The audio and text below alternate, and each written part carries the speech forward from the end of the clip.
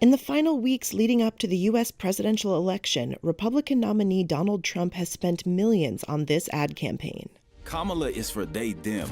President Trump is for you. The online and TV advertisements in battleground states attack Trump's Democratic rival Kamala Harris, saying she supports taxpayer-funded transgender health care for prison inmates and men in women's sports. The two are hot-button talking points in a broader campaign against transgender rights. But how significant is the issue? Transgender insanity, the hell out of our schools. Trump and his running mate J.D. Vance frequently bring the topic up at rallies and in interviews. But me personally, keep men out of women's sports. At one such Vance rally in Portage, Michigan, Trump supporter Richard Merrill said it is Democrats who keep the issue on the political agenda, quote, because they've got no policy. Transgender, I think it's a scam anyway. Personally, I do identify as non-binary, so I use they, them pronouns, so I find it a little comical. I think it's a little funny. In Grand Rapids, barista Clay Eiley says the Republican ads just reinforce his support for Harris. It's intentionally trying to alienate the transgender community. However, political analysts say transgender rights are rarely mentioned when voters are asked about their top election issues. I think it's not something that most voters think about. Paul Beck is a professor emeritus of political science at The Ohio State University. But they feel that here is a cultural issue that they can take advantage of and put the Democrats or the Democratic candidates in a difficult position. In a recent interview on Fox News, Harris defended her position, saying she would follow the law, which ensures health care for prison inmates, including gender-affirming care. She noted that the U.S. Bureau of Prisons made such treatments available under Trump's administration as well. A CNN poll released on Wednesday showed Harris leading Trump by 48% to 43% among likely voters in Michigan. Other polling shows a dead heat going into Tuesday's election. For decades, historically black colleges and universities, or HBCUs, have played a prominent role in elections. This year is proving no different. I really do like how the campus is making sure every student is involved in voting because this is a really, really big election. This is North Carolina Agricultural and Technical State University's homecoming weekend. It's a weekend-long celebration of black culture, tradition, school pride, and community spirit. But there's extra buzz with the November 5th vote just around the corner for this election battleground. Back in band camp, actually, they wanted to make sure everybody was registered to vote. So we had a whole classroom on how to register, Young Americans could play a crucial role in the race, with many voting for the first time in a presidential election. I got to Howard when I went to college. Democratic presidential nominee Kamala Harris is an HBCU grad herself. She and her Republican rival Donald Trump have both campaigned with an eye on young and undecided voters. They have invested heavily on political ads and taken multiple trips to battleground states, including Pennsylvania, Georgia, and North Carolina, where more than a dozen HBCUs are located. We know that North Carolina is in desperate need of youth vote. Tiffany Seawright is the Director of Leadership and Engagement at North Carolina A&T State.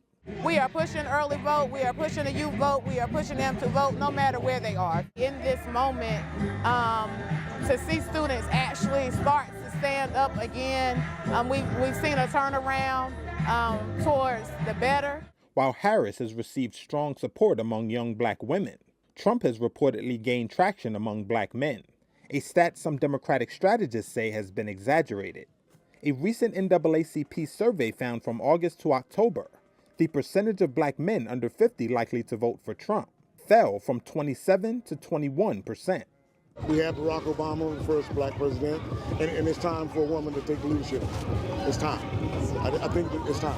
HBCUs have long been cultural and political hubs among black communities. They were once the only places where black Americans could pursue higher education, when discriminatory laws barred them from attending predominantly white universities. I'm really glad that as an HBCU student, I'm seeing firsthand that people actually care about our country and they care about us as well. 4 days after torrential rains swept the eastern region of Valencia, The death toll from Spain's deadliest flash floods continues to rise. And with dozens of people still unaccounted for, Prime Minister Pedro Sánchez said on Saturday that it will likely increase further.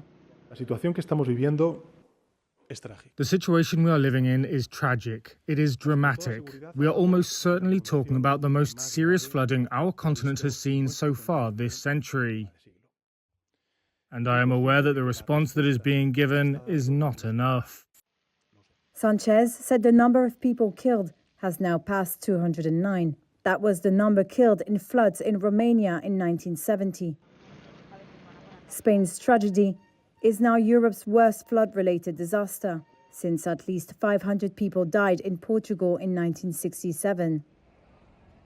Meanwhile, volunteers flocked to Valencia's City of Arts and Science Center for the first coordinated cleanup organized by regional authorities. The venue has been turned into a nerve center for the operation. The storm triggered a new weather alert in the Balearic Islands, Catalonia and Valencia, where rains are expected to continue during the weekend. Scientists say extreme weather events are becoming more frequent in Europe and elsewhere due to climate change.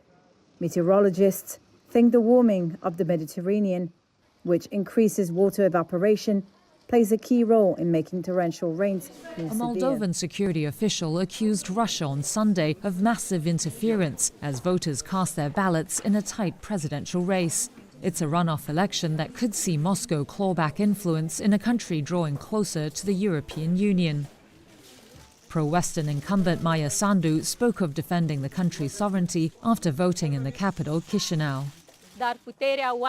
Thieves want to buy our voices, buy our country, but the power of the people is much greater than the power of evil, she said. Her pro-Moscow opponent, Alexander Stoyanoglu, said he voted for a Moldova that will develop good ties with both the West and the East. Brussels is closely watching the election after Sandu set Moldova on the long path of EU accession talks in June. It comes a week after Georgia, another ex-Soviet state seeking EU membership, re-elected a ruling party regarded in the West as increasingly pro-Russian. Moldova's future has been in the spotlight since Russia began its full-scale invasion in 2022 of neighboring Ukraine to the east.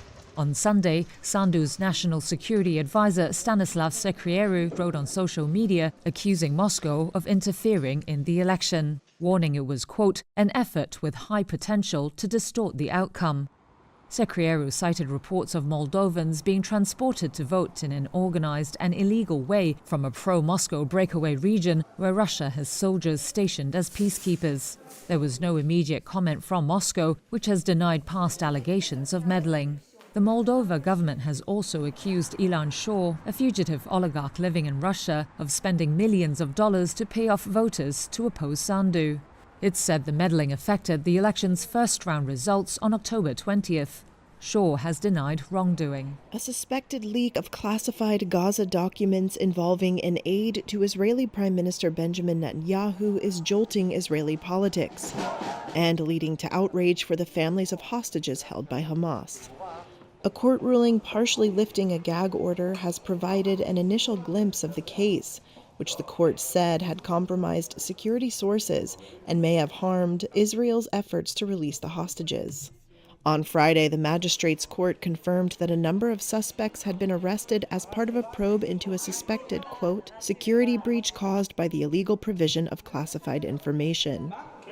Dana Pugak, a lawyer representing the Forum for Families of Hostages, said on Sunday that the people have a right to know the information despite potential security issues. For the last year, they have been waiting to hear any intelligence or any information about any negotiation about the release of those hostages. Netanyahu has denied any wrongdoing by his office staffers and said in a statement on Saturday that he was only made aware of the document by the media. The suspects could not be reached for comment. Details from the document in question were published by Germany's Bild newspaper in September, according to Israeli newspaper Haaretz, one of the media outlets that had appealed to the court to lift the gag order. Around that time, the U.S., Qatar, and Egypt were mediating ceasefire talks between Israel and Hamas that were to include a deal to release the hostages. But the talks faltered, with Israel and Hamas trading blame for the deadlock. The article in question was published days after 6 Israeli hostages were found executed in a tunnel in southern Gaza. Their killing sparked mass protests in Israel and from outraged hostage families, who accused Netanyahu of torpedoing the ceasefire talks for political reasons. On Sunday, the court ordered one suspect to be released, while keeping others in remand, according to Israeli Channel 13 News. The third phase of a delayed polio vaccination campaign in Gaza resumed on Saturday after being derailed by Israeli bombardments, mass displacement, and lack of access. Families with young children queued for the vaccine at this clinic in Gaza City. The vaccination campaign began on September 1st after the World Health Organization confirmed that a baby was partially paralyzed by the type 2 polio virus in August. It was the first such case in the territory in 25 years. The WHO and the UN Children's Agency UNICEF said the area covered by the September agreement had been substantially reduced and would now only cover Gaza City. The final phase of the campaign had aimed to reach an estimated 119,000 children under 10 years old in northern Gaza with a second dose of an oral polio vaccine. Achieving this target is now unlikely due to constraints on access, according to a statement. Jamil Ali, the head of the clinic, says the reduced campaign impacts its effectiveness in preventing the spread of the disease. The Israeli Army's Palestinian Civil Affairs Agency Kogat said it was helping to coordinate the 3-day campaign. Once complete, it said there would be an assessment to decide whether to extend.